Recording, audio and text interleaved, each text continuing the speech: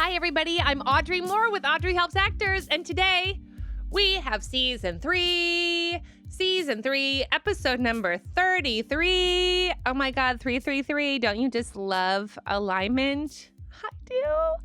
It's so cool how it worked out that way. We have so much to talk about, you guys. Today we have on Anastasia Leddick. Anastasia is a longtime friend of mine. We used to be in acting class together. And she, like many of you, was coming up to me, finding me on auditions, finding me on the emails, and being like, Audrey, I think some shady things are going on. And it gets deep, you guys. Like, her manager calls her and says she's going to have to call the FBI. She has to call the feds, maybe. I was like, you know what? All of this stuff that's going down with you, I think we should do an episode about scams. And she was like, we should totally do an episode about scams. Let's do it. I will come on and we will talk about actor scams. And then I went on the gram and I was like, guys, do you have scams? You guys had so many crazy scams. I mean, we're talking stealing money, being taken advantage of, exploitation, hashtag almost raped, such crazy shit. So I'm going to give you all this information. We have such a great conversation, red flags to be paying attention to, ways for you to be able to handle that. I'm super excited. Okay, also just a couple of things about this episode. Anastasia and I had a couple of things that we talked about that I just couldn't keep for time, but I do want to share them with you. I'm going to share them on Instagram. We talked a little bit about her personal journey in finding her casting as an actress. So I'm going to post a before picture and an after picture of some really dramatic changes that she made to her look to really match her authentic self. And that has proven to be so beneficial to her. I think it's such a great story of when you take a risk and do you, then the jobs come. We also talked a little bit about her physical transformation. She had a period in her life where she wasn't well. She was a little bit ill and she had a lot of health problems that she had to work through, and that really changed the way that she had a relationship with her body and with her diet and her exercise.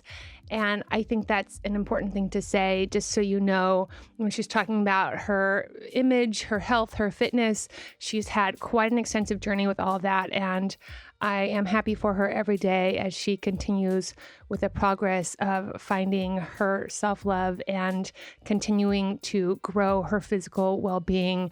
And she's such an inspiration to me in that. A couple of announcements. Shout out to everyone who showed up on Sunday. What? Sunday was yesterday. If you're listening to this on Monday, I'm recording this before the meetup actually happens. So here's hoping that it went well and that you had a good time. That's my hope. I really hope that you guys found somebody to hook up with. That's like always my dream. At my wedding, somebody that I really love, like, hooked up with somebody else that I really love. And then also at this birthday party I had two friends like hook up and have sex on my couch one of my birthdays. It's like always really exciting. So I just love it. So if you found like your soulmate or even just somebody to hook up with at the meetup, like, let me know, because it makes me happy. Okay, so if you went to that, I hope you got some swag. I so appreciate you coming. I hope you had a good time. A couple of just quick announcements about the new season. We've got advertisers on. Don't panic. These are all people that I have vetted, people whose services I have used, that I recommend. I've used them in the past. I'm currently using them.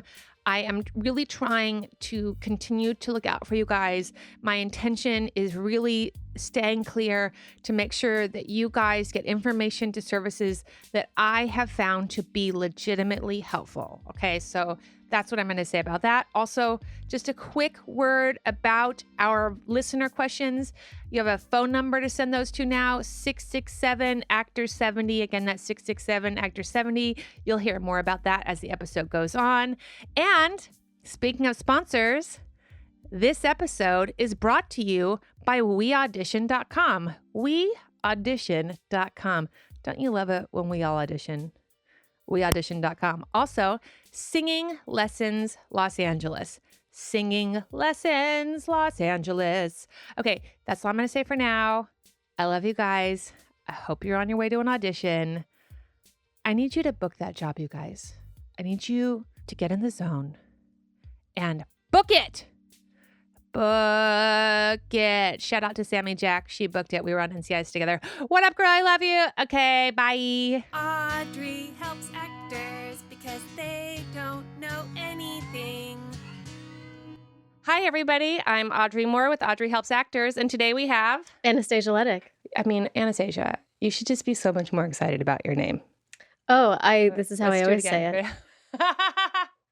When in auditions, I wave and I say, "Hi, I'm Anastasia Leddick." That's the tone. That's the rhythm. That is the way I say my name. Well, I'm not here to change you, so if it's working for you, which it is, I'm certainly not going to be. How would you say it? I'm Anastasia Leddick, but I'm just an excited person. Mm-hmm, you know, I say things with enthusiasm. You know what? That's not really my brand. I understand that. That's why I'm like, you're right. You're absolutely right. It's not our brand. You guys, we're going to talk about SCAMS, which I know you're really excited about.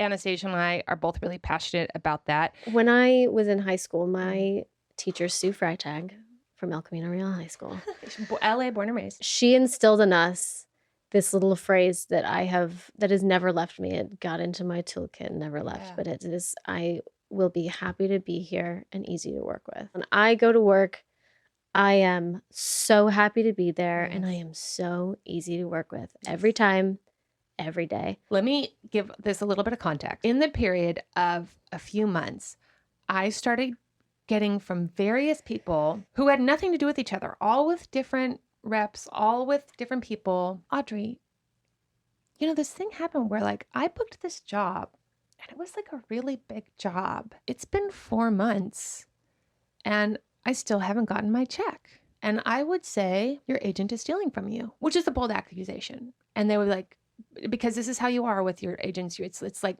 you know, parent mentality, right? So you immediately go to defend your parents. And they're like, well, blah, blah, blah, blah. And I said, well, have you called the payroll company to see that the check was sent out? Yes or no? And so then they would do that if they hadn't already. And I would say, okay, now, have you called the payroll company to see if that check has been cashed? And they would say yes or no. And I would say, okay, if the check has gone out and the payroll company says the check has been cashed, at what date was the check cashed?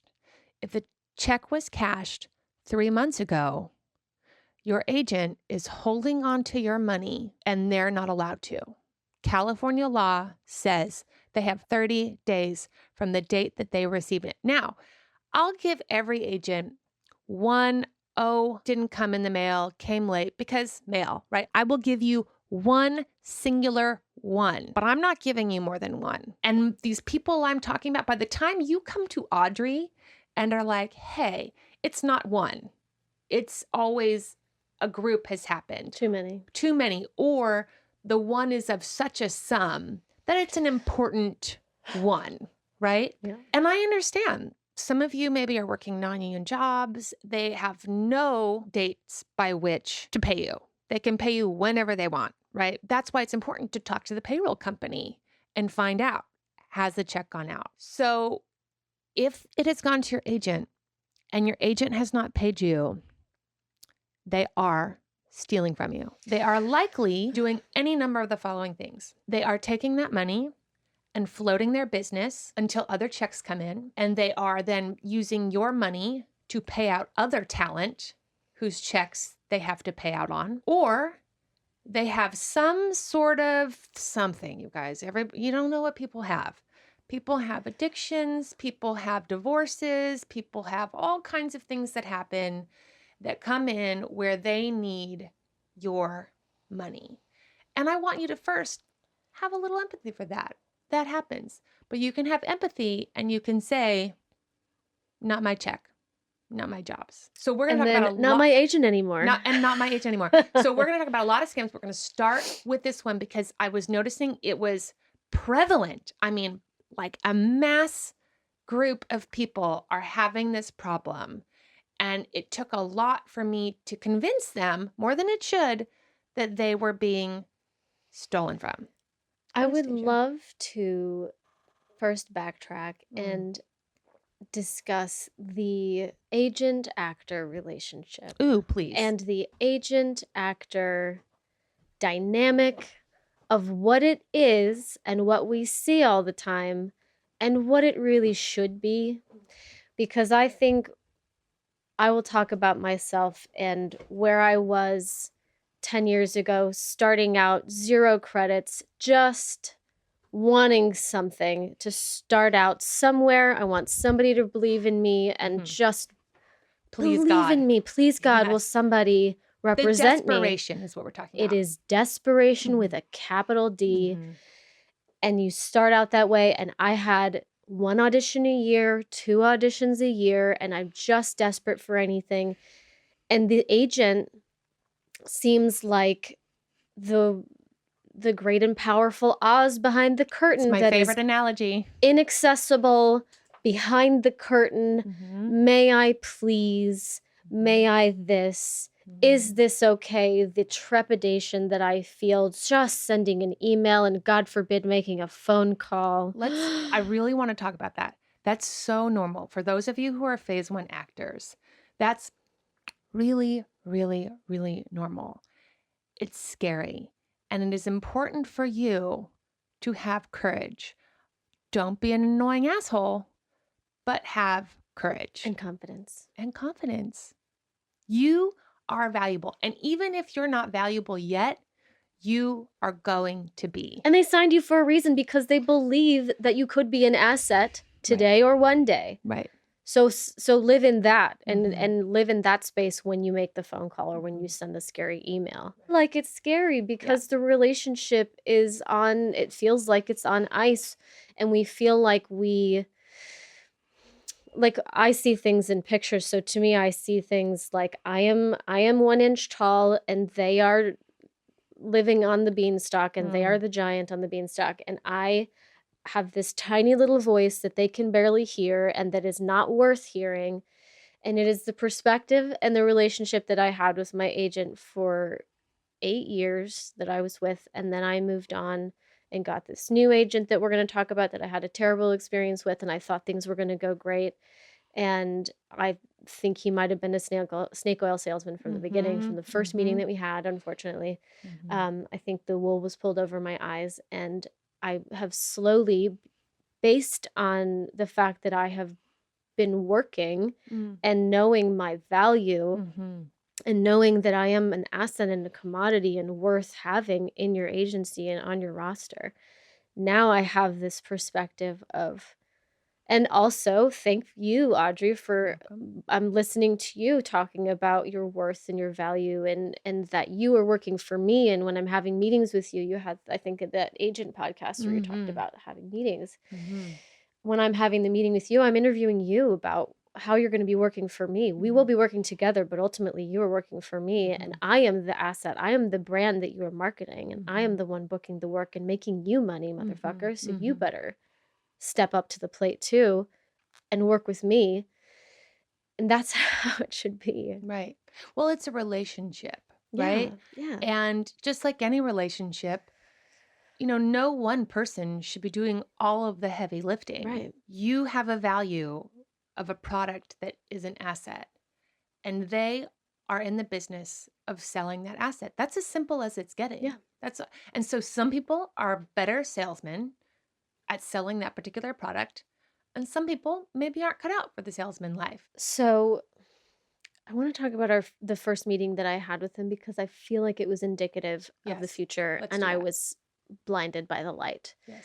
So I had just gotten out of this rocky, I felt like it was rocky, but it was nothing in the end. But I felt like, oh my gosh, this is gonna be such a big deal to leave my agent of 8 years. And I had signed I signed the general service agreement, the GSA, which I know all about now, with my agent of my first 8 years, and they would just call me in. I would sign a 3-year contract. Okay, your contract's going to be up in a week. Let's have you come in and sign another one.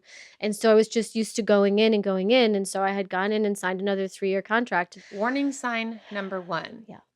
Come in and sign a 3-year contract. So when actors are asking me about an agent and they're like, hey, so have you ever heard of this person, or what's the story, blah, blah, blah, I always say, whatever you do not sign a long-term contract. Like 1 year maximum. Mm-hmm. And let me start by saying, I believe that SAG actually does not officially recognize contracts. Any contracts? Agent contracts. they don't recognize them. I believe this is true. I'll do it in a shit you don't know about your union to interrupt this exact moment. But wait, Anastasia, wait. I have to interrupt you. We interrupt your regularly scheduled program to bring you shit you didn't know about your union. All right, this shit you don't know about your union is brought to you by weaudition.com. You guys, sometimes you get these auditions, they're last minute, you have to do a self-tape. It's really hard to get a friend last minute. Sometimes, honestly, strangers are easier to work with than your friends. We Audition is this really great site. I currently am using it. If you want to actually do a self-tape, if you want to practice your auditions, you want to run lines, there are coaches on there. There are other actors willing to just work with you for free to help you learn your sides. You can go on there, do the same thing. It's a really great site. It was created by an actor for actors. I couldn't recommend it highly enough. A lot of people are having tons of success with it, getting better at their auditioning, getting better at their self-tapes, having lots of success. So weaudition.com, go check it out. Use promo code Audrey25. That's AUDREY 25, the number 25, Audrey 25, and you get 25% off. It's super great. We get a little kickback, which is fantastic. So go check it out. I did, and I use it all the time. All right, I love you. Okay, so I just wanted to get some really incredible clarification about this really false rumor that I literally just said out loud to all. SAG does handle a lot of agent contracts. There are a lot of agents who still use contracts. SAG does recognize them. Obviously, these SAG franchise agencies, if you're with a non-SAG franchise agency, just be aware that SAG cannot protect you in your agency contracts. But SAG is getting multiple phone calls all day, every day. They have their own department for agency contracts. It's very common that contracts are weird or something comes up and you just want to know what your rights are. So if you have a question about that, please contact SAG. On your app, you can actually hit the chat button. You can say you have a question about your agent contract and they'll direct you to exactly who you should talk to. Also on the app, you'll have an events page. I asked them how often they do like workshops for actors to attend so that they can learn what a SAG basic contract is and what your rights are, what to expect, what not to expect, how long you should be in a contract, basically what's normal, what's for and against it. And they said they have one every 2 to 3 months, which I think is so great. So please go to these contract meetings. If you are signing a SAG contract, you should know what that contract is. I don't think you even have to be SAG to be signing a SAG contract. Go ahead, do a little chat with them, call up the union, and if you're non-union and you have a contract with a SAG franchise agent, say, hey, I'm a non-union actor. I have a contract with a SAG franchise agency. I'd like to learn about it. Am I allowed to attend your union agency contract meetings? And go. Stay ahead of the game. All right, I love you. And now back to your regularly scheduled program. So you signed this 3-year contract. At the end of the day, though, I think that I ended up talking to the SAG reps a lot. Yeah, me too. Professional representatives, thank God for you guys. Yeah.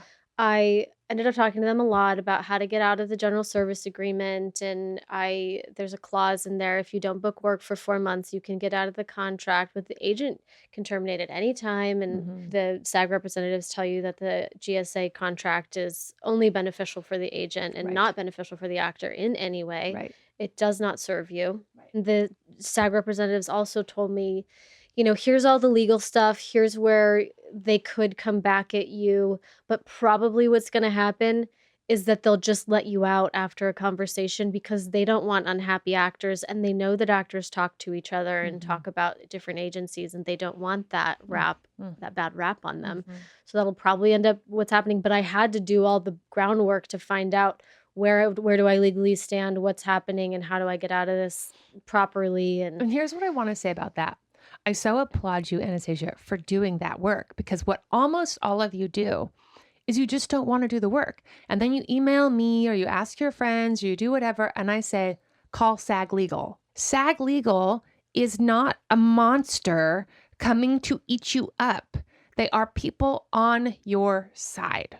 They're so helpful and knowledgeable. Yes. And they are so empathetic, and they just like you say your first sentence and they're like, okay, I know what you're going through. I know what I'm dealing with now. Here's how I'm going to help you. Right. Here's everything you need to know. And they're so wonderful. Lean on them. That was my experience too. Yes. I've called them many a time, Mhm. unfortunately, to have Mhm. to discuss legal issues.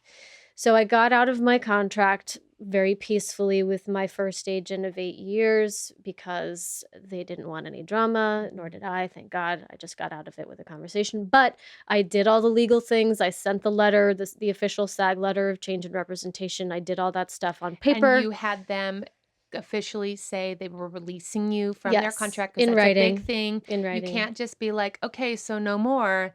You have to make sure that they send you an email or some evidence of proof that's written down that says we are officially releasing blah, blah, blah. Because whoever- if I book a job next week, Right. if I fire you on Monday, but I book a job on Thursday, they could try to come after my money that I'm going and to you earn can for say, that job. well, we had this phone call and there's no proof of it. Exactly. It has to be in writing. I did everything in writing, Right. the appropriate way. And then it was January, and my manager was like, all right, well, I'm going to try to get you meetings, but it's a really bad time. So I don't know if anybody's going to bite, but I'll try and see what happens. I had one meeting with one agent, and it went amazing. I walked in, and the first thing that he said to me was, did you know that before your manager even contacted me that I was a fan of your work? Did you know this? I watched you on Ray Donovan. I loved that thing that you did. It was so cool and really interesting, and it was amazing. And I was like, oh, really? That's how they get you. Oh my gosh, Yeah. no way. And I completely fell for it. Yeah. I thought he was totally genuine because Ray Donovan, it was a couple years ago, kind of random. He's like, oh yeah, my wife and I, we love this show, and we were just watching it, and I saw you and I became a fan immediately. And he was absolutely the quintessential cartoon version of an agent.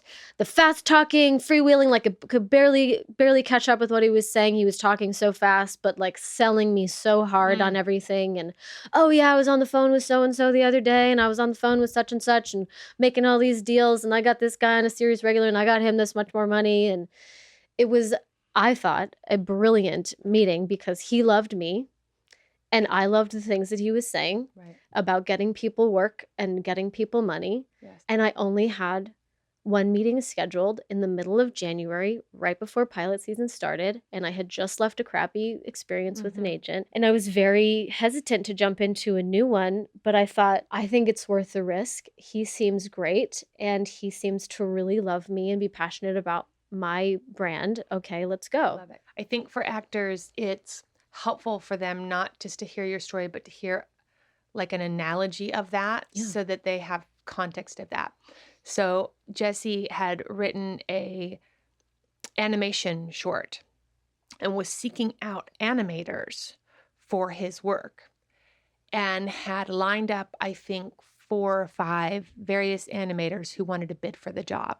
And there were 4 animators who were like, I mean, this is so great. What you're doing is so incredible. And I can do it for that amount of money. And when do you need it done by? Because like, I can do that. And this is great. And I just think like your vision is so great and blah, blah, blah, blah. And then there was one guy who was like, this is really great, but how soon do you want it done by? And he was like, blah, blah, blah. And he was like, how much money do you have? And he was like, well, I have this much. And he's like, listen, man, I think this is really great work. And I would love to be a part of this. But what you're asking is not feasible in the amount of time and the amount of money and the amount of manpower that you're planning on pursuing it with. If you gave me 8 times more time and then funded that over that amount of time, I, as a singular person, could execute this vision. But otherwise, it's not feasible. And that's the person Jesse hired because he'd been in it long enough to know that anyone who is like, we're just going to get you all these meetings and I know the head of Paramount, and we'll get you general meetings with the head of casting at Paramount. And I just think like, you're so interesting, you have a look. And they tell you all these things to sell you on them. And that is maybe a warning sign. I did not see the red flag. I just thought it was a flag. Yes. Yes. What's the quote from It's a BoJack spirit Horseman? flag. If you're wearing rose-colored glasses, all the red flags just look like flags. Yes. Yes. So brilliant. Yeah. It's the only quote I know from BoJack. It's a valuable one. It's a valuable one. Thanks, Jeremy. I'm pretty sure I had booked Good Trouble before getting this new agent. So I think I had this shiny new credit that they were interested in, this little carrot that they were chasing. And so there was a little in between time of like, well, who is this this first check? Who's this money going to go to? Because this is a brand new thing. And what happened is I worked 9 episodes total of the show. My first episode, which was shortly after I had signed with a new agent. So I got paid directly, sent to my home. And then I worked episode 2. I worked episode 3.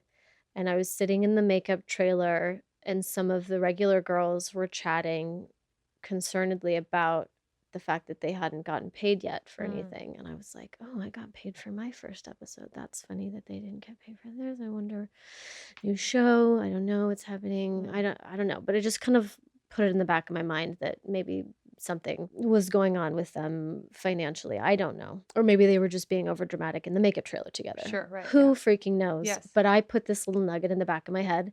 And then I worked episode 4, episode 5, episode 6, and episode 7. And I had no money coming in. And I thought, maybe the production is so slow or so behind. And I didn't want to say anything because I thought, oh gosh, this new show and I'm just a recurring co-star and I'm nobody. And I didn't want to bother anyone or make a stink. And I want to be really respectful. I want to be happy to be here and easy to work with. That's with your intention, right? Yes. And so I didn't do anything for so long because I thought there were issues on production side. And so I called production and I talked to their girl in accounting and she was like, oh, hey, what's going on? Anything you need, I'm totally here for you, whatever you need. And she said, oh yeah, every check we've sent out 7 days after you worked. That's exactly how we do it every time. This is exactly how it works. So all 7 of your checks have been sent. They were sent to your agency because they called me after the first check was sent to you. They called me and said, oh, no, we have a check authorization that she signed in her packet of things that she signed with us. And that means that all of your checks for this show are going to come back to us. So all of my checks were routed to the agency, which is how things go, apparently. And that's okay. But the problem is that the agency was then not paying me. So what I had to do then, I emailed the accounting girl at the agency. And I said very nicely and very sweetly, like, hey, I was just wondering where the checks are from episode 2 and 3 and 4 and 5 and 6 and 7. Just curious if any of those are on their way soon. And she emailed me back like 2 days later and said, oh yeah, one of your checks, I think the first one is on its way out now. And the second one will be 2 days later. Yeah. And I tested it and 3 weeks went by with nothing at all. Okay, pause. Because I want to keep every step of the way so that I can sort of reflect what you're experiencing and then tell them the behavior that they can or should maybe consider taking instead. Okay, so Anastasia was being a very good girl, a very trustworthy, responsible actress. What's your saying? Oh, happy to be here, easy to work with. That's what she was being, right? To her agencies as well. How long had gone by between episode 1 and episode 7? Months. So the fact that the agency wasn't already like, oh, episode 1, 2, and 3 have been mailed out is already, in my opinion, a giant red flag. So one thing that you can do if you have a manager such as Anastasia has is you get your manager on it because you don't have to be the bad guy. And that's in fact what your manager is for. You have a team so that you're never the person who has the asshole face. What I would have done at that point, hey, manager of mine, we haven't received these checks. Call the agency, find out where they are. I've called production, they've been written. And then my manager, like the little boss ass bitch that she is, would hound the shit out of them. Now, if you don't have a manager and your money is not coming, it is perfectly acceptable to say, well, it's been several months. If I don't get my check within the end of the week, I'm just going to come over and I'll wait until you write me the checks and I'll just go ahead and take them directly. And you can make up some sayings so that it doesn't sound like you're a jerk. You know, you can say like, my mail system is a little bit wonky. You know, packages are getting stolen. People are have broken into the mail. So I don't really. Which is real. Which is real for me, which is real for a lot of people. Like if I don't get a check by the end of the week, I'll come by on Monday and you can just go ahead and pay me out for all the checks that you've received already. That's all you have to do. And it's not a hostile act. They know that they should pay you. They're going to try to get away with whatever they can for as long as they can. And the actors who put up a stink are the actors that are going to get their money. And the actors who don't are going to be the actors who don't get their money. It's business. It's not personal. And you just say, I'll be there on Monday. So after waiting for 3 weeks For the check to arrive, for anything to arrive, nothing happened. And I finally contacted my manager, told him what was going on. And he was like, okay, here's what you're going to do. You're going to contact the production company, get copies of all the checks immediately, find out the date that they were cashed. So I got copies of all the checks sent to me from production really quickly and expediently because they were amazing. And it was the end of the day on a Friday. I got all the copies of the checks and I sent them to my manager, and he emailed me back with a big urgent in capital letters and said, look at the back of these checks. Is this your signature on the back of these checks? If this is not your signature, this could be fraud. We might have to call the FBI. Excuse me, is this my life? What is happening? My manager just told me I might have to contact the FBI. So I looked at the backs of the checks. I received one check physically to me for the first episode. The rest of the 6 checks were signed with my quote unquote signature, but I had not done it. And so I printed all of them out. I ran to Chase, the closest Chase, because it was a Chase bank. And he was like, go to Chase, ask somebody there, find out if this is fraud, talk to the manager, whoever. So I went to Chase, really scared and worried that I was going to have to be in the middle of this giant lawsuit or FBI investigation. Right. And I sit down, I was like, I have to talk to a manager. I think somebody is signing my checks and cashing them. And there's this weird situation here where I signed a check authorization. Does that apply? Can they legally sign my name on the backs of these checks? Help me, Chase Bank. The person in the little cubicle didn't know what to do. So he went to his manager and went away for like 20 minutes. And I was like, oh my God, I'm going to have to call the FBI. They're calling the FBI right now. Right. They're recording my conversation. Right. They're listening to me breathing right now, waiting. And he came back and he was like, we can't give you any legal advice. I'm not sure if this is fraud. I mean, it is fraud for somebody else who's not you to sign the backs of your checks, but I would have to see the contract that you signed. Chase Bank cannot give you any legal advice. Right. Just good luck trying to get your money. Great. End of the day, Friday. Yes. What do I do? At what point did you email me? It might have been in the middle of it, or it might have been after it all happened. I don't recall. Aaron was the one that talked to you first. It happened at the same day. I saw him at the audition, the day after you sent me the email. But I saw your husband and I was like, they are stealing from her. She needs to go get her money. And he was like, okay. Okay, we're okay. Yeah, I will tell her. Yeah. So then I emailed my manager back, and he's in Canada. We're on different timelines, but how do we deal with this? And phone calls from him and emails from him, and he is like Mr. Everything. He can do, and he's really good at numbers and black and white. And he was like, get me everything that you have, black and white. I'm gonna lay it all out in an email. And he composed this beautiful email over the weekend that was like, here are all the dates, here are all the facts.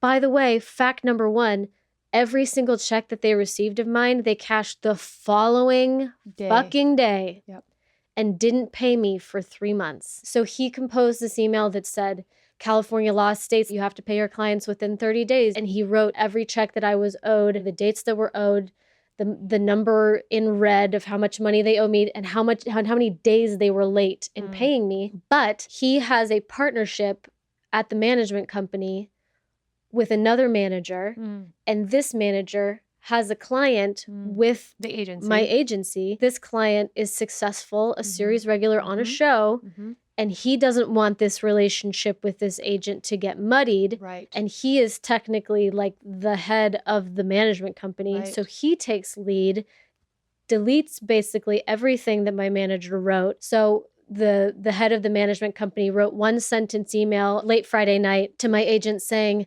hey, just wondering, super casual, just wondering where this money is. I think some of the checks might be late, question mark.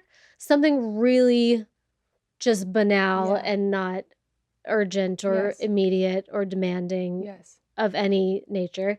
I think that my agent maybe emailed the manager back on Saturday, like, oh yeah, I'll contact accounting. I can't believe this is happening. Yeah, right. And then I heard nothing from them. And I had to be the one to make the phone call. I think it was Tuesday. Yes. I heard nothing. So there was a whole day, a Yes. whole working day that they could have contacted me to make things right or anything. I called the agent directly. Hello, Anastasia. Oh my God, I can't believe. Oh my gosh, my accounting person. I can't believe that she did this. I was so upset. I didn't go into work at all yesterday because I couldn't believe that this was happening. And I found out on Saturday. And would you believe it that the accounting person, she was in the emergency room? It was lie after lie after lie. Yeah. I just thought I was in a movie listening to this phone call. I was like, I sat there and listened and I was like, I feel so bad for you. This place that you're living in of lies and hypocrisy and just compulsory lying. I was like in this sort of power position of, I've been through this whole situation. I'm owed all of this money and I got to get it somehow. How am I going to get all my money? And I have to play nice and be all of these things and be really cool. But I also have to get my freaking money. Yeah, right. So I had this conversation with him. I guess we made some sort of a plan with the accountant who had finally emailed me back and said, okay, here's the plan. Here's all the checks that you're owed. And here's the date that you will get them. And they were going to slowly pay me over the course of a month. And to me, that was not fucking good enough because I wanted my money in one lump sum right fucking now. Fuck you guys. But my manager's opinion was, you're getting it. Let's just let it lie. I don't want to have to get into arbitration with anybody. I don't want to have to pay for this whole kerfuffle. So let's just let them pay you how they're going to do it. If you don't get those checks, then let's take some action of some sort. But I had that conversation with the agent. He prattled off for 2 minutes. And then I just had the conversation of, listen, I have to get out of this contract. There's no way I can continue working with you. I need to get this money right away. Thank you for arranging this with your accounting person to finally pay me. Right. But there is no way that you and I can continue working together. And Audrey? Yes. He begged me to stay. Oh, I bet he did because you were working. Yeah. And it's money like, was coming in. money But it was was like coming not in. even It doesn't matter. I mean, Not he even knew that you chump were the change asset. money. He just thought that he was going to get away with it. They almost always do. Yeah. And just think of how many months had gone by from episode number 102 that you should have been paid until you finally. And I want you to know, this is you, Anastasia. Like, we're a couple boss ass bitches, right? Yeah. If it takes you, Anastasia Leddick, how many months? 3.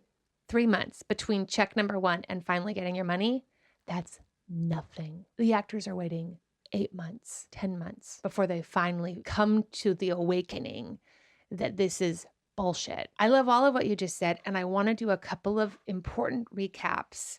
And I also want to really thank you for the courage to come on and talk openly, because you know that you did everything you're supposed to do. And you, like me, are looking out for all these other actors out there who are getting scammed. What I don't want to have happen is I don't want all of you guys to hear this episode and then you're going to like email me a million emails like, Audrey, is this a scam? Audrey, is this a thing?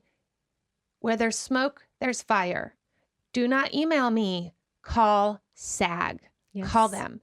Now, if you are Take action. Take action. Now, if you are a non-union actor, this is a good moment to discuss why being union is advantageous to being non-union. Because when you are non-union, you have no rights. Nobody cares. You don't have anyone fighting for you and giving you the like, I understand what you're going through.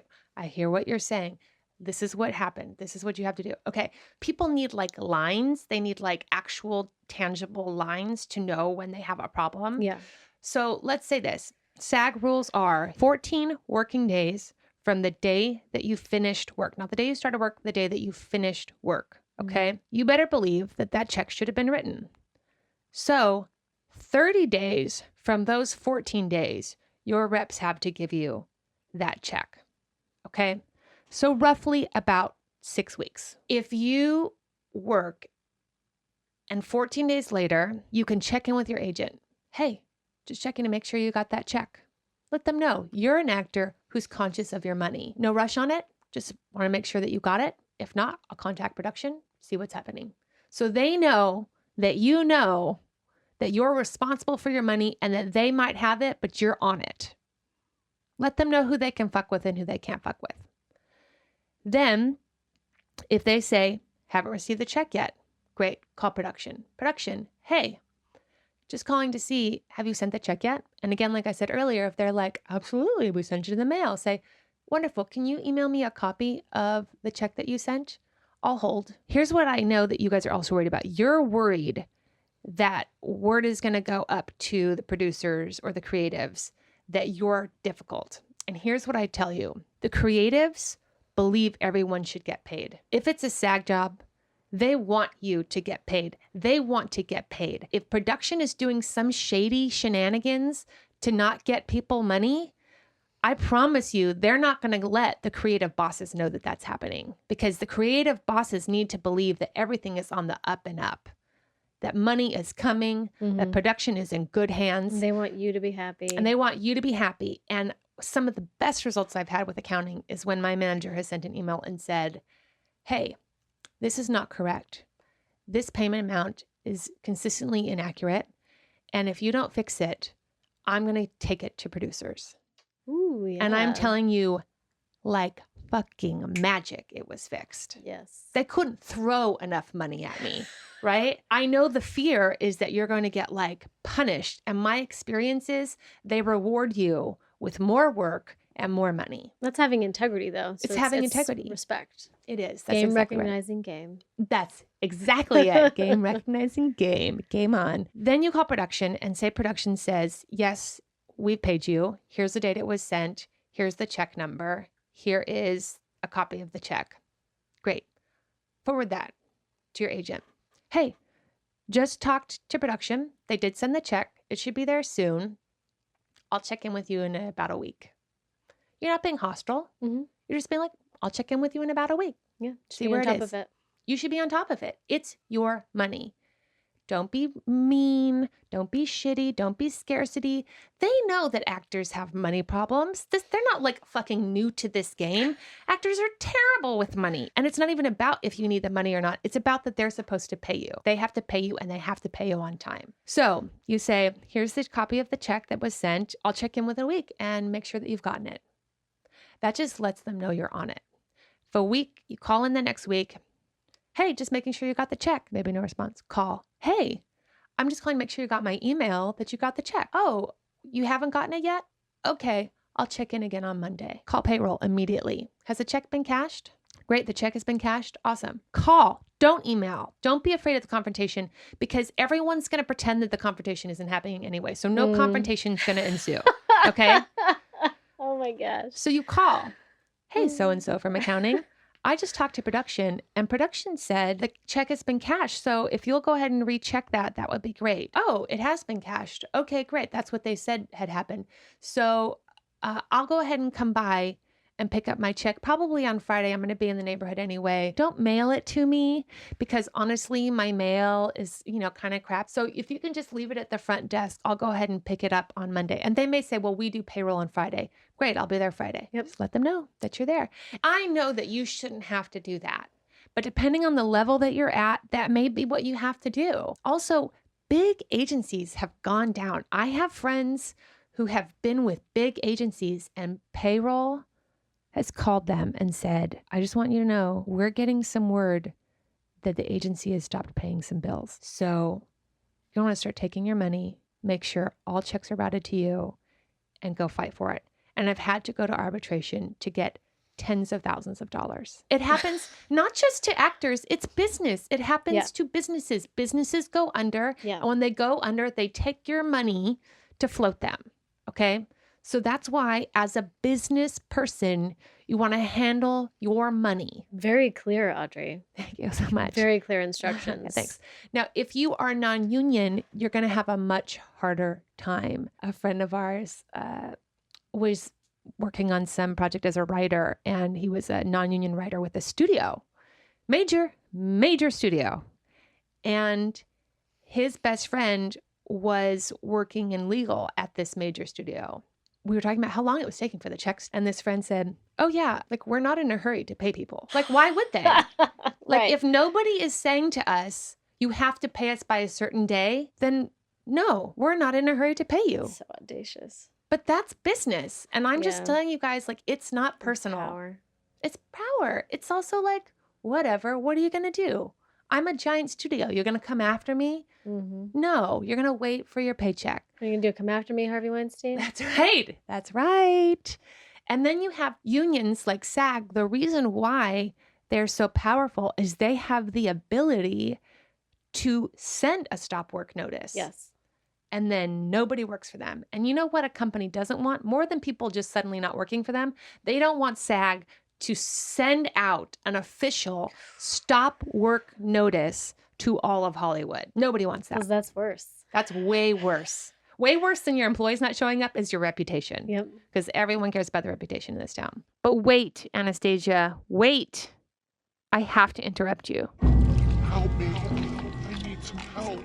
And now it's time for listener questions. I'm so scared. All right, guys, this listener question is brought to you by my dear friend, the one, the only, the man, the myth, the legend, Greg Saffell over at singinglessonslosangeles.com. Again, that's singinglessonslosangeles.com. And Greg is really incredible. He's really reasonable, and he is really, really good. I have used him for all kinds of vocal issues that I've had. If you are working on your vocal resonance, if you have a vocal fry, if you need to work on vocal variations, some of you are character actors and you need to have really good access to different levels and pitch ranges of the quality of your voice without ripping apart your vocal cords. That's something that Greg is really excellent and skilled at. I so recommend him, especially those of you who didn't go to a conservatory. I really need you to get into voice lessons. I know that it seems like something you don't need to do, but I can't tell you the amount of actors that I meet that have real vocal issues, especially some of you men. You are not going into your diaphragm. You don't understand why it is that you can't get emotional. And then voila, Greg makes you breathe into your diaphragm, and then you start crying like a baby and thinking about all of those parent issues that you have. So yay, use it to your advantage. I really love him. I couldn't recommend him highly enough. He is so kind. He is so encouraging. He's so gentle. The voice is a really vulnerable thing. So be with somebody that you trust who's going to take really good care of you. And Greg is really that person. It doesn't matter if you're in LA, you can still use him. He also teaches online through voicelessons.com. There is a link so you can click him in specific and he can go ahead and work with you. Even if you're not in Los Angeles. I love that option, especially so many of those places. You know, if you're in New York City, not for nothing, some of those coaches are fucking expensive. So singinglessonslosangeles.com, go take a look. Hey, Audrey, Yosef Kazneskov here, huge fan, big listener. First of all, Happy New Year. Most importantly of all, congratulations on your beautiful wedding, getting married to the very famous and handsome Mr. Jesse. My question is today, I recently listened to your podcast on the Box Angeles podcast, and I heard that you had booked 2 co-star roles in which you both turned into recurring roles. And I thought that was amazing and impressive. And the first thing that popped into my mind was, how is your behavior on set that kind of facilitated that? I was wondering if you could just briefly speak on how to behave on set. Professionalism should, of course, be respectful and friendly to everyone, but should you somewhat keep to yourself to show that you're professional and in character? Just do's and don'ts. I was wondering if you could touch on that. That'd be great. Again, Happy New Year, and again, congratulations. Thanks. Yosef, thank you so much for such a fantastic listener question. Wasn't that a really good one, you guys? Okay, I really want to talk about on-set professionalism and a couple of things to take into consideration. It is a very fine line between being friendly and being obnoxious, being maybe quiet and respectful versus being a really weird person that people think like has a quiet, bad attitude on set.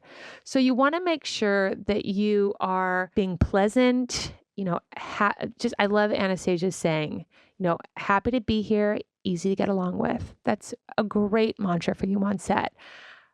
Some things that I really take into consideration are if somebody wants to run lines, if I have a bigger scene, I might say, hey, do you want to run anything? And I do it like very casually, like just here if you need it, if you want to run through it.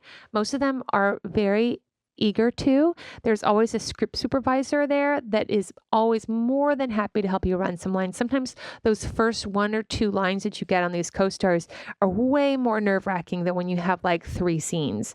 And everyone understands, everyone's usually very sweet about it. And script supervisors love when you ask for their help. So if that's something that you want a little help with, all you do is you find your second AD and say, hey, is there a script supervisor on set that I can go ahead and go through these lines with? I know it's just 1 or 2, but I just want to make sure I'm extra on my game. Then when you're going and you're sitting in your chair that they set up for you on set, be very respectful. Kate Siegel really recommends bringing a book. I do coloring. I do adult coloring books. She says, and I can see how this is true, that being on your phone looks like you're disinterested, whereas reading a book or doing adult coloring books looks like you're just sort of keeping a little bit busy while you're on set. Then don't bug your other actors, don't bug them too much. Respect that people, especially these leads, they really need to manage their energy. And you have to have a lot of respect for that. Please, never, ever, do not ever start trying to pitch them some show, start trying to pitch them some script idea. Be pleasant, be professional, be very good at what you do. Don't throw a tantrum. Don't complain on set. I can't tell you the number of times people have been fired because they have their mic attached to them and you forget that your mic is on. And then you start complaining to somebody about how shitty something is, and then everyone can hear you. And then they get escorted off set and fired immediately. So don't do that. Just pretend you're always mic'd. Whether you're mic'd or not, just pretend that you are. And just be easygoing. And more importantly, I think a lot of the reason why I went recurring was because I had consistently gone in for those casting directors, and whether or not the role was right for me, I was consistently really, really solid in my work. And then I showed up and was really, really solid in my work. And I tried my absolute hardest not to be a neurotic, crazy person, which is, it can be really trying when you're just getting those first few credits. So I hope that this is helpful. Jesse, you think that was helpful? He shakes his head yes. All right, guys. Good luck. And now back to your regularly scheduled program. And now let's talk the future, representation, and handling your money going forward. I have an agent. I have a new agent now. I got out of my contract with the crappy situation we just discussed. It was like, never, agents, never again. No, never going to do it. Got a meeting, was like, these guys are great. These seem like professional, actual people who do this for a living, who've been doing this for 20 years and have never had problems. Yes. So I signed with them and everything's been great. Fantastic. AEFH. Great. That's who they are. Love it. Even though they seem great, what are you going to do, Anastasia? Be on top of everything. You're going to be top of your money. I'm going to get copies of everything. I get copies of everything, you guys. The truth is, it isn't personal. And professional people actually don't think that it's personal. Correct. They don't take it personally. So one of the flags to you that you're with somebody who's not professional will be if they take it personally. It's not personal. I like my money. I'm doing my money. Okay, I want to touch on a few other scams that I've been given, and you and I can just sort of like talk about it. Okay, I've been getting emails, text messages, and Instagram messages. Okay, so this actor says, I saw an Actors Access post for a lead in a short film. They were using EcoCast, so I sent in a tape. And then they asked me to do another tape shirtless. And then after that, send tasteful pictures of nudes. Obviously, I did not. And literally 5 minutes after getting this email for tasteful nudes, Actors Access sent me a message that this project was a scam and taking those photos and posting them online. OMFG, you guys. That's, And here's what I want you to know about that, is it always starts slow. I had been asked when I first moved the here. pornographers found Actors Access. That's it. It always starts slow. So I had been given an audition from a self-submission Actors Access for a video, which I assumed was a music video. And I went in, and the audition was in somebody's like back house, like a nice house, but like in their back house in a nice office in the back Red house, flag, right? red flag, red flag. And I was like, okay, but like, what do I know? And, no material to be prepared or anything. Red flag, red flag. And I sat down. The guy was really lovely and was like, so just so you know, so what this is this is for adult video content. But it's not for men, it's for women. This is porn for women. It's adult, he never used the word porn. Adult content for women. So the men will be taking off their clothes, but the women, that's not what we're interested in. We want like a bunch of girls who sort of look like Sex and the City girls, and they're just around the men. So then what I'm told happens is that you're like, well, I don't have to take off my clothes. I think it was something great. It was like $400 for the day, which sounded like a lot of money at that time. And they said, we'll give you 650 more. well, no, they say, okay, this $400 you're only going to get if you take off your shirts. Bras are still on. And so you feel like, well, I've already driven all the way here. I've shown up. What's a bra? I hate all of this. Like, what's a bra, right? Makes my skin crawl just listening. It should. And so then you're like, okay, well, I'm in my bra, but like, whatever. Like, I wear a swimsuit and like, manipulation. right? And then they're like, okay, now, if you take off your tops, we'll shoot you from the back. We'll give you an extra $500. And so you're like, so some people maybe leave at that point and they're like, okay, but if you leave now, you don't get any money. Well, there's nobody to get your money for you. So now money. You're on camera in your bra for however much of it. And now you have to walk or stay and just stay in your bra while other girls around you are now taking off their tops. And it becomes very clear what you're into. And so this is the thing about predatory behavior is it starts slow. They're grooming you. They're grooming you. They're checking to see when you're going to find your out and feel like, well, I've come this far until finally you're so far in that you've like absolutely screwed yourself. Okay. And a lot of people already know about this, but this is a big scam. It happened to me in New York. I didn't fall for it, luckily. But a lot of these scams, as Anastasia had experienced, when they're really working hard to tell you how incredible you are, that's a red flag. Okay. I want you to start seeking out the people who aren't telling you how incredible you are. They're telling you how much work you've got left to do. Can I pause? Please. My agent that I have now Yeah. I love him so much. He's so sarcastic and we fit so well together. Love it. But he said, just so you know, like in the first meeting, he was like, just so you know, I just want you to know this for now. Once you're on my roster, you don't ever have to prove to me that you need to be on my roster. I already know you need to be here, but you just don't ever have to like try really hard and like try to set up lunches with me or Yeah, like, right. try to like, it doesn't matter. I have you on my roster for a reason. Yes. So don't try to keep proving it to me, just so you know. Yeah. I mean, that's real talk. Yeah. Yeah. Or my favorite was an agent that I signed with who was like, you've got a lot of work to do. And at that time, I was like the best in my class. Oh, Everyone was like, just, what's Audrey doing? And like, where's her star going to go? And he was like, there's a lot you don't know. You've got a lot of work to do. And I remember telling friends in class and they were like, well, if you've got a lot of work to do and you don't know, then like, what are we doing? Where are we all? And I was like, I don't know. But, I learned a lot from that agent and he signed me and I'm to this day so grateful for all of my experiences with him. This agent I have also told me, like, he was talking about my work and I was like, oh, here come all the compliments. And he was like, yeah, the stuff that I've seen is pretty good. In the first meeting. And then, I was like, I think that meeting went well. I'm not sure. And then 3 days later, they want to sign me. Yes. This is a popular one. This happened to me in New York where they come up to you and they're like, do you model? Oh, no. Here's what I want you to know. classic. I'm 5'10". So at my 22-year-old self, I was like, I mean, no, but I am 5'10". Then you go to this like ceremony. They're like, it's the blah, blah, blah, so-and-so models and actors. And they talk about all the people that they've like discovered from random places and now they're famous. And I remember on the one I went to, it was like Katie Holmes. We've like discovered Katie Holmes. And it was like right after she had like, broken out pre-Tom, Creek. post-Dawson's, this little gap in between.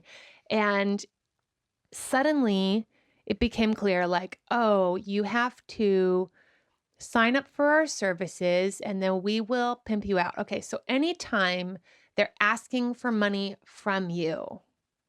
Red flag. Run. Okay, that's number That one. happened to me when I was a kid. We signed with some sort of thing because we didn't know anything. No, you don't know. That's actually a huge problem for youth talent in particular because the parents don't know anything. Parents are like, they're just goofy and funny. I just wanted to sign them up for something that they were have fun Meanwhile, at. $2 a month, $200 a month later. And it can go in smaller increments. I had somebody that sent me a scam alert of a manager that she had signed with years ago. And this manager said it was a $15 a month fee for this other casting service that wasn't breakdowns that they had to pay the manager. And she was like, that sounds weird. But also I can see you being like, it's $15 a month, like whatever. And then like Netflix. Right. So she went to workshops and was like, this $15 thing, like, have you heard of this site or this service? And all the cast directors was like, that's not real, which I think is so genius too, because it's like $15. And so that's like, all right. But then it's that times all of the roster of clients, and God knows how many people they're just taking to get that $15 a month. Before you know it, you're making $2,000 to $4,000 a month just off of actors being on your roster. Right. Ugh. And I want you to know, it's hard to be an agent. It is hard to make money as an agent. Oh, so absolutely. I understand the feeling of like, how am I going to pay my rent? I know lots of agents and managers who've had other jobs. Like, it is hard out there for them until they're part of a company and they've proved themselves, just like you have to eventually work to prove yourself and your talent. Yep. I was scammed by a well-known coach, took her boot camp, and it was not cheap. After her office called me saying that she was really impressed by me, again, the compliments, you guys, and wants to mentor me, blah, blah, blah. They encouraged me to take another series of classes, which was also super expensive. Stupid me, I signed up for this class, and during lunch break, while talking to the other actors, we came to realize that we had all been called after the boot camp and everyone was told the same thing. You're a star. This teacher wants to mentor you. This person thinks that you're incredible, wants to give you guidance. We all felt like crap. This person's pretty popular. I'm not naming names because I'm not going to do it, but maybe one day I'll make a list. I'll make like a scam list. It'll be really good. Okay. I think the names should be freaking named. Well, here's why I'm not naming names is I know because you don't want to be sued. Well, it's not even that I don't want to be sued. It's because I know that actors make up stories also. And actors are real fans of feeling like they're victims. And so And fans of drama. And so I think it's more for me like, be aware. And I'm interested in like educating you all so that when somebody calls you after something, if you were to do like a workshop and somebody says, I want you to do my class, I think you're really incredible, and then it's going to charge you an exorbitant amount of money to do that, maybe a red flag. Now, I'm not saying that can't be true, but also ask around, see if that's true. Again, you guys, pick up the phone, do some investigating. Don't be coy with it. I'm so adamant, you guys. Time, energy, and money are limited resources for many of you. I do not want you spending it on bullshit. Don't get scammed and get somebody to take your money just because they're trying to pay their rent with actors. The more of an adult you become, the more you realize that those are such commodities, that your time is precious and worthy of being respected. Your energy is precious and worthy of being respected. And your money is of value. Yours. It's yours. You earned it. And you if have it's to going to work be to keep given it. for a trade, then it should be of value to you. It should increase its value in its return of investment. Great. I have a scam experience with my first commercial agent. I signed with a reputable agency and they were going to take 15%, pretty much like everyone else. I was non-union. They sent me out once a year, which I assumed was because I didn't have a lot of credits and experience, but I stayed in touch with them, set them updated headshots, asked them for recs on classes, asked them which CDs they were talking with. And so I could try out to network with these CDs, etc. Eventually, I was frustrated enough that I wanted to try and find a new commercial agent. I took the foundations class at Killian's, shout out to Killian, and in the mock audition found out that my account wasn't even on casting networks. Turns out this agent had me booked out and sent me on nothing, but kept responding to my emails. Even though I had never actually booked out with this agent, they somehow booked me out and made it so I could not go out on auditions. Now, this isn't exactly a scam per se, but it wasted a lot of my time and money, which we just talked about. So it sure feels like one. The 2 things I learned from this is always check and see about your submission report. We've talked about submission reports, you guys. Again, this is a thing where if the person you're asking for a submission report from gets unduly offended by the fact that you like a submission report, that is a warning sign. And you can ask for it in a way that doesn't make it sound accusatory. Say to them, hey, I'm trying to research my casting, and I'd like to look at the people that are booking these jobs that you're submitting me for. Can I get a submission report of X amount of time, like whatever it is, just so I can start seeing whatever it is I need to figure out, maybe in my materials. It is your right to see that, but I understand, just like your manager wanted to save some face and not come across as like a jerk. Yeah. There are ways to do things with charm and tact and still get what you need. And I'm trying to give you guys those options so that you're not coming in and being like, hey, I need my talent report. But just like, hey, I'd like to go ahead and compare my talent report to the people that are booking these jobs, just so I can have a better understanding of my casting and maybe some materials that I need to brush up on. Could you send that over to me? Mm-hmm. Thanks. Okay, great. Even being a phase 1 actor, you need to find someone who will actually work well with you. I'd like to think that someone made a stupid mistake and that this wasn't malicious in any way, but you live and learn. And that is the life in this business. Love that one, right? Yeah. Okay. I was going to make a comment too. Please. That sometimes you'll have a meeting with an agent and they will take you on and not send you anywhere and you won't get any appointments, but they took you so that nobody else could get you. Yes. And that's one of those things that you can't know a person's intentions. You can't. All you can do is be smart about your business and the extent to which this business partner is helping you or hurting you. Is this business partner helping to further your business?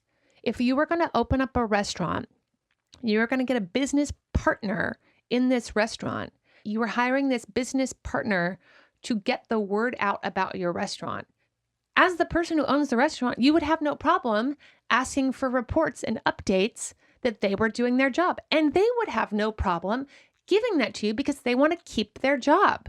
They want to prove to you, as the valuable asset of the restaurant, that they are doing their work to get you out, to get people to come in and sit in the seats of your restaurant. Okay, my photographer scam story. I love the photographer scam stories. I'm going to tell one and then we'll see if this one aligns with it. So one actor that I knew, I had told this actor they needed to go get new headshots because their headshots looked really amateur. So he says to me, I got these headshots. What do you think?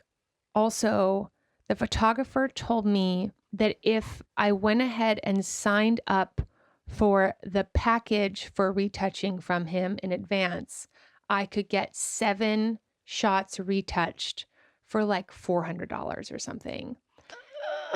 And I said, 7 shots? I don't even want you to have 7 shots on your profile.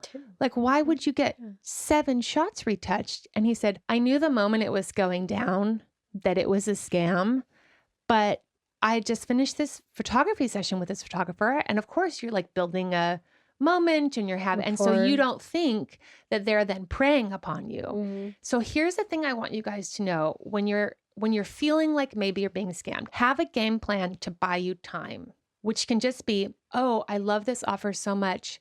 You know, my mom's actually paying for these shots, so I have to ask her first. Is it okay if I get that back to you in the morning? There's always time. There's always, and they make it feel like it's immediate. Yeah, there's this urgency. But that's when it's a scam, is when it's like, if you do it now, I'll give you this great deal. Because they know when you walk out the door, you're going to think about it. So what you want to do is give yourself a way to walk out the door without having to accuse anyone of anything and putting yourself or them in a precarious position. So you just say, like with a contract, I love this contract. You know, my dad is actually a lawyer, and he made me promise that I was going to have him look at the contracts before I signed anything. So I'm going to go ahead and run it by them. So that way you have a little space and you go, oh, this is a 3-year contract. Let me ask a couple people, even though Audrey says don't do it. Let me ask around and get some affirmation. And then you come back and say, my dad actually made it really clear not to sign a 3-year contract. So can we do 1 year? And if they're like, absolutely not, then even though I know you want to have an agent, I'm telling you, don't do it. Now, I'm in a contract with my agent, and when I re-signed with them, they had put like a 1.5 years or something instead of 1 year. I sent it back and was like 1 year. And they responded with like, is there a reason you want to do 1 year? Because standard for us when re-signing is a 1.5 years. So do you want to do 1 year? And if so, like, can we talk about that? What's the difference in 6 months? Well, I understood the timing because I think it was November. And so a year would be November and a 1.5 years would be after the next pilot season. Right. Okay. So I can understand what I now know about the calendar of an actor's calendar is there's a chunk where that extra half a year can equal fall episodics and or pilot season on the back end. Depending. So the communication though was wonderful. The agent called me up, not emotionally, just like, hey, I have a few questions about some of the things that you adjusted on this contract. And one of the things that she had a question on was the fact that I had said 1 year instead of 1.5. And I just said, oh, I didn't realize that that was your standard. It's no big deal to me. I have been burned by people putting me in long contracts that I shouldn't have been in. And so I was just sort of making it standard, what I thought was standard. And she was like, oh, okay. And so it was like maybe a little awkward because she was testing to see like, am I unhappy? Am I going to bounce right away? And I was sort of testing like, are you crazy? You know, like, are you going to blow up in my face? Are you going to blow up in my face? Yeah. But a completely professional discussion about a professional situation. Facts. Just the facts. Check. No big deal. When I was about to graduate acting school at 22, I saw a listing for free headshots on this local film theater casting site in New England. The post said that it was shooting pictures of random body parts for an art exhibit and would offer free headshots in return. I was poor as heck, so I emailed to set up a shoot date at his house. No. Flag. When I got there, he offered to take my headshots first. He showed me some shots and they looked good enough. Basically, everything was normal. And then it was his turn. He started taking pictures and I was getting the sense that he was taking my whole picture. Not just a kneecap or whatever, but he started telling me to go in a pose and stick my butt out, to put my hand up on my mouth like a naughty oh, and look wide-eyed. And then he asked me to take off my bra. I said no. He insisted, telling me that this is how professional models work. I said no. He went over and locked the door. No. Oh my God. Get out. Murder. Get out. Smiling, told me he wouldn't let me leave until I did. I convinced him to let me go into the living room to put on a different shirt. And then he allowed it. I ran out, grabbed my stuff, and fled the door. Yeah. Audrey, it was so dangerous. I couldn't believe I agreed to be at a man's house to take a picture. It's not worth it just to bring the extra bucks to work with a certified professional. Yes. Oh my gosh. I'm so glad that you read that one. That was I know. So important. That's so good, right? Oh, you have to protect yourself. You have to protect yourself. Don't go to people's houses. Like, don't go to auditions. And I say this to women street address all the time. Like, some of you find instances where, you know, somebody wants to do something over at house and you don't feel like you have the ability to say no. And I understand that. And you don't even tell your friends about it because you want it so bad. But what I need you to have is like an emergency out person. And you can say, I'm going to this person's house for this read through. Just want you to know, think it's going to be on the up and up, but want you to know if it gets weird, keep your phone on. And then you can call that person or text them from the bathroom and be on the phone with them and say, oh, I'm so sorry. My apartment has flooded. Oh, I'm so sorry. My friend just got in a car accident. Whatever it is, so that you are protecting yourself. Because I don't want to set up a reality in which I think you guys are stronger and have more self-control than I actually think you have. I understand. What I want is for you to have systems in place for when those moments of weakness may occur and you're giving somebody the benefit of the doubt, and then it turns against you, and now you're in a precarious situation. I want you to have a system in place to get yourself out of that precarious situation. You have to be safe. You have to be You safe. have to be aware. So many people are not aware, especially Safety with our first. cell phones now. I know. So many people, like my girlfriend used to walk around in her neighborhood at night and like exercising, taking a walk, and would be in her phone the whole time on Instagram. And I'm like, I'm worried for you. Yeah. For real. That's you because have Anastasia's a mama bear, you guys. Yeah, it doesn't look like it, but I am. She is. You have to be aware of your surroundings, and you have to check the door. Like, if she didn't notice that he had locked the door, Yes. what the hell? Like, what the F? I can't wait to talk to this person. Commercial agent scammed me. Not sure I'm allowed to name him since we are going to court, but I have a wealth of information I learned from the process. Here's what I want you to know about commercial agents, you guys. This is a big one. We'll end on this one. If you are a non-union actor and your commercial agent is saying, sign this contract, just so you know, on all non-union jobs, I take 20%. Okay, already wrong. But if you're like, okay, got to start somewhere, then you book your first job, and then they say, oh, actually, there's a 20% agent fee included. And you think, okay, well, this 20% agent fee is the 20% that my agent is getting. About. And then your agent will say to you, this happens almost all the time with non-union agents. They say, oh no, that agency is already mine. I get 20% agency fee included, and I get 20% of what you're making off of it.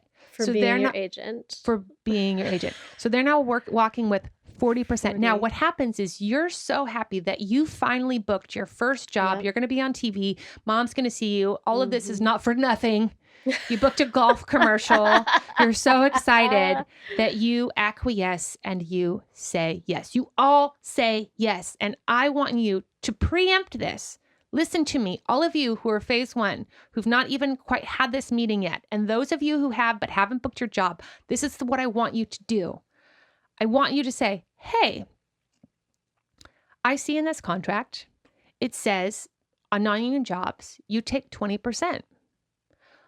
Well, I know that with non-union jobs, there is almost always an agency fee that is part of the buyout system. So say $500 buyout plus $200 agency fee.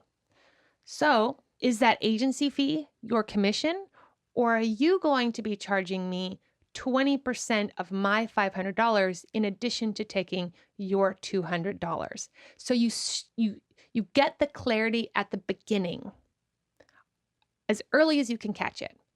Then you're not put in this position as an actor to have taken this job that you feel like you're so excited for, and you want to get more jobs like it. And now you're just going to be scammed, because then what happens is that agency then doesn't want you to join the union, because that agency wants to take your agency fee plus the rest of your money, because they know the moment you start booking that national Audi commercial, you are Audi 5,000 of that agency and you're going to a better agency.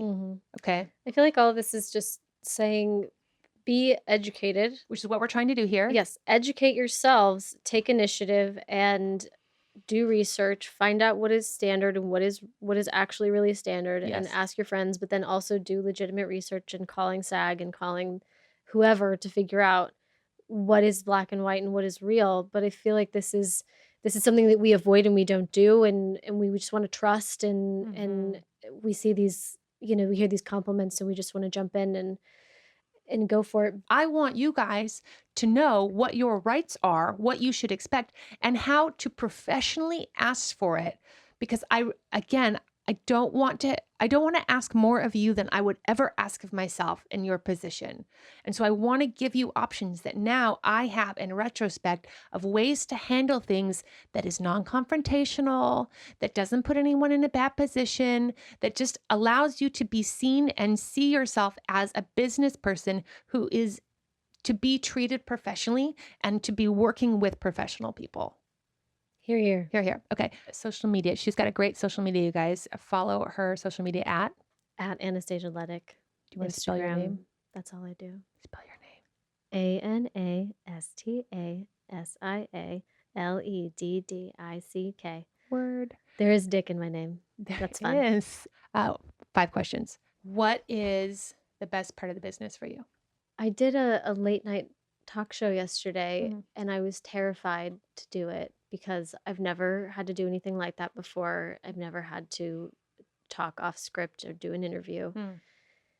but I loved it. Mm. And I love the part of the business where you are on set and you're working and you're a peer and talking to other people and forming relationships in the business. And it's like I'm in and I'm here and we're all peers together, Yes. communicating and making art and making something that we care about or whatever this we booked. I just love being on set with people. Mm-hmm. Me too. What is the hardest or worst part about the business for you? I torment myself about my body and the way that I look and my shape. Mm. And I always thought I was not going to get anywhere until I looked a certain way physically. And I think it's just a body dysmorphia that I've had since I was a kid. And Also, you're born and raised in LA, and not for nothing, that's fucking hard. yeah, and I just think it's probably stuff that's been there since I was really little. I remember one of my brother's friends when I was a kid hanging out in the country in Central California, and I'm in like shorts and a tank top or something. And he made a comment about my body and said, "Oh, you want to be a model or you want to be an actress? How can you do that with a body like that?" And I was like sticking out my stomach and had a pooch or something. And I think since then it's just kind of built up and over the years become this issue of physicality that this thing I have to conquer or have to have a certain way before anything will happen. Or I think it's also just I've in the last year or so come to have peace with my body and find a place of happiness with it, and that positivity coming from within me is so helpful. But also I had a struggle on a show that I was on, being put in clothes that made me feel the opposite of what I wanted. I felt frumpy, and the other girls on the show are like super thin and beautiful, and they get to wear all these really cute stuff that's really form-fitting and beautiful. And whereas I'm like, I thought I had it, like I've been pretty good with my body, but now you're putting me in these clothes. It makes me feel it's taking me down several rungs. And I think that's another conversation too, is costume people on set and letting them make you feel. I've had bad experiences in fittings. Yes. With costume people. I had a really bad experience on a commercial set one time where this woman was fitting three of us who were in the spot at the same time. And the other two girls, one was really tall and model thin. The other one was short and very thin. And I was my shape. I'm voluptuous, athletic, whatever. Yeah. And she was getting mad at me that I was not fitting in the clothes that she had picked out.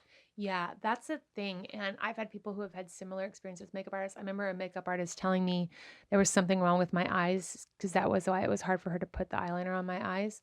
And, I really encourage you to have empathy for them in that moment and turn the vibe around, because it does feel very vulnerable. And I remember saying to her, like, is there something I can help you with? Just because I've sat in a bunch of makeup artist chairs and no one's ever been like, your eyes are hard to put makeup on because of the shape of your eye. Like that's a stupid thing. But I had the wherewithal to have that point of view. And a lot of my friends were like, oh, if that happened to me, I would break down crying. Okay. Last question. Mildly interesting. Intermittent fasting. Oh yes. I've heard about the intermittent fasting. I love it. Good. I had a friend tell me about it years ago. And I saw her and hadn't seen her in a while. And I said, "Oh my gosh, you look incredible. What's happening? Tell me everything." And she told me about intermittent fasting. And I was like, ha ha, I will never do such a thing. That is ridiculous. Yes. I always eat after 8 p.m. We are always having dinner at 11 o'clock. Right. This is my life. I'm not going to change it. Somebody else talks to me about intermittent fasting. And I was like, what the hell? I'll just start doing it. But I didn't tell anybody. And I just started doing it with one fast day in the week. And then I lost inches, and then I lost more inches, and my clothes started fitting me differently, and all my dresses didn't fit. And I was like, what the? I worked for 4 years to try to achieve my shape, and now you're telling me that the one thing that I had to do was nothing? I don't understand how the world works. I was like, God, thanks. This is a really interesting lesson that you're teaching me right now. Yeah. Really, really interesting. But all that to say is that intermittent fasting worked for me, and I love it. And maybe it will for you. Yeah. Anastasia, thank you so much You're for welcome. coming over. Thank you for having me. And thank you for your continual communication to make sure that this happens. She's a good texter backer, you guys. Oh, hey. No problem. And I think we're going to help like a lot of people. I hope so. I think so. And I'm kind of inspired now. I think I'm going to do like a scam section of every podcast where I'm just going to read like a bunch of, I'm like one like, Mayday, you're going to be scammed. And then I'm going to read like, oh, this happened to somebody. Don't let it happen to you. Right? Just to be aware, Yeah, scams are out there thing. No, let's not do that. Okay, good. All right, let's click it off. Ready? Next week on Audrey Helps Actors, we're talking to Wendy Wright. Wendy Wright is a talent manager who is extremely passionate, like I am, about helping you guys get out of the desert, lost, scared, afraid, blind as a bat, and giving you some direction and giving you some support and guidance.